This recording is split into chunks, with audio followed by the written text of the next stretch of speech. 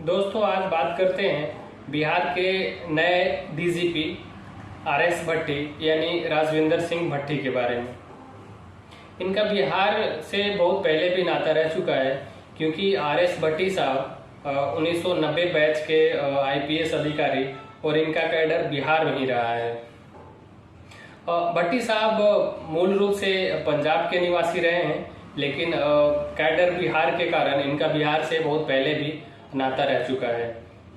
तो आज बात करते हैं कि आरएस भट्टी साहब अभी डीजीपी बनने से पहले भी बिहार में कई ऐसे मुश्किल कारनामे भी कर चुके हैं, जिनके चलते उनका नाम बिहार में बहुत पहले से भी प्रसिद्ध रहा है। तो आप देख रहे हैं मेरा यूट्यूब चैनल सागर के मोती, और इस वीडियो को जरूर लाइक करें, और मेरे चैनल को सब्सक्राइब नहीं किया है तो जरूर सब्सक्राइब करें। अगर फेसबुक पेज पर देख रहे हैं तो मेरे पेज को भी लाइक और फॉलो जरूर करें।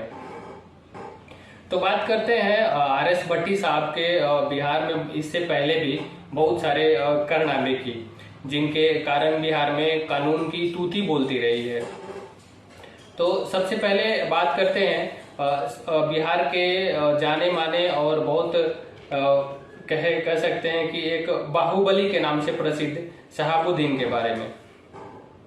शहाबुद्दीन को गिरफ्तार करना और फिर वहां से जेल भेजना सबसे पहले इन्हीं के द्वारा की गई थी, जो कि साल 2005 में जब बिहार में राष्ट्रपति शासन लागू था और फिर से चुनाव होने वाले थे, तो केंद्र सरकार द्वारा कहें तो भट्टी साहब को ये ऑर्डर देके बिहार और सिवान में एसएसपी बनाकर भेजा गया कि शहाबुद्दीन को कैसे भी करके गिरफ्तार करना है।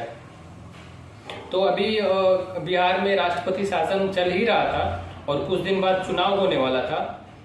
तो उसी बीच जैसे ही भट्टी साहब को एसएसपी बनाकर सिवान में भेजा गया, तो भट्टी साहब ने एक टीम बनाई और उस टीम में एक लेडी इंस्पेक्टर को टीम लीडर बनाया गया, और जिनका नाम था गौरी कुमारी को टीम का नेतृत्व दिया गया और एक टीम बनाकर दिल्ली भेजा गया। दिल्ली में जो कि संसद का सत्र भी चल रहा था, जिसके कारण शहाबुद्दीन दिल्ली में ही था। तो वहां पे दिल्ली में गौरी कुमारी द्वारा शहाबुद्दीन को अरेस्ट किया गया, और फिर वहां से अरेस्ट करने के बाद वापस सिवान लाया गया। वापस सिवान हेलीकॉप्टर के द्वारा लाया गया, क्योंकि उस समय लालू यादव का बहुत ज्यादा बोलबाला रहा, बिहार में शासन भी चल ही रहा था राष्ट्रपति शासन से पहले। इसके कारण लालू यादव और शहाबुद्दीन का ही कहे तो सिवान में पूरी तरह से शहाबुद्दीन का ही सब कुछ बोलबाला चल रहा था। सिवान से शहाबुद्दीन और शहाबुद्दीन से ही सिवान उस समय ऐसा चल रहा था। तो उस समय में इस दौर के मामले में शहाबुद्दीन को गिरफ्तार करना एक बहुत बड़ी बात और बहुत बड़ी कार्रवाई के रूप में देखी गई थी। इस कारण राजद के लोग भड़के नहीं, तो इसके कारण शहाबुद्दीन को हेलीकॉप्टर से सिवान लाया गया और फिर वापस उस शहाबुद्दीन पर आगे की कार्रवाई जारी रही। तो फिर इसके बाद भी और बात करें तो शहाबुद्दीन के अलावा भी बाहुबली, बिहार के एक और बाहुबली जिनका नाम सब लोग जानते हैं, अनंत सिंह के भाई दिलीप सिंह को भी गिरफ्तार किया था। दिलीप सिंह को भी गिरफ्तार करके कार्रवाई की गई। ये सब आरएस भट्टी साहब के द्वारा ही किया गया था। आरएस भट्टी साहब किसी भी कानून को अपने हाथ में लेने वाले बाहुबलियों को कभी बख्शे नहीं, या उनके ऊपर थोड़ा सा भी रहमी का कोई बात ही नहीं किए कि हाँ ये कौन सा बाहुबली है, किस पार्टी से नाता रखता है।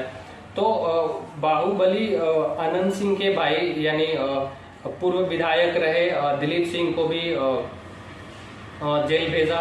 और फिर इसके अलावा एक प्रभुनाथ सिंह नाम का भी एक बिहार का जाना माना और कहें तो बाहुबली प्रभुनाथ सिंह पर भी भट्टी साहब के द्वारा कार्रवाई किया गया।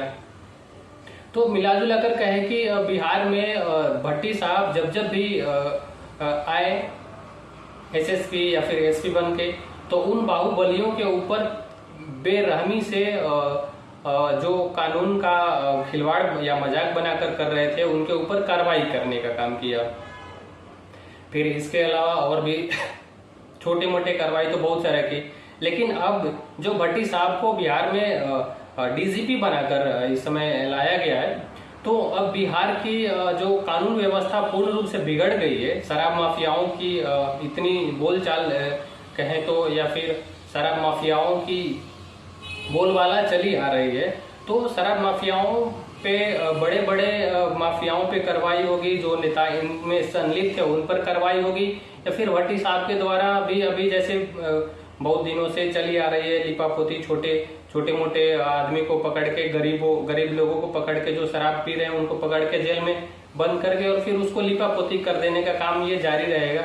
ये तो अब समय ही बताएगा कि भट्टी साहब द्वारा क्या उन बड़े बड़े संलिप्त आदमियों के ऊपर भी कार्रवाई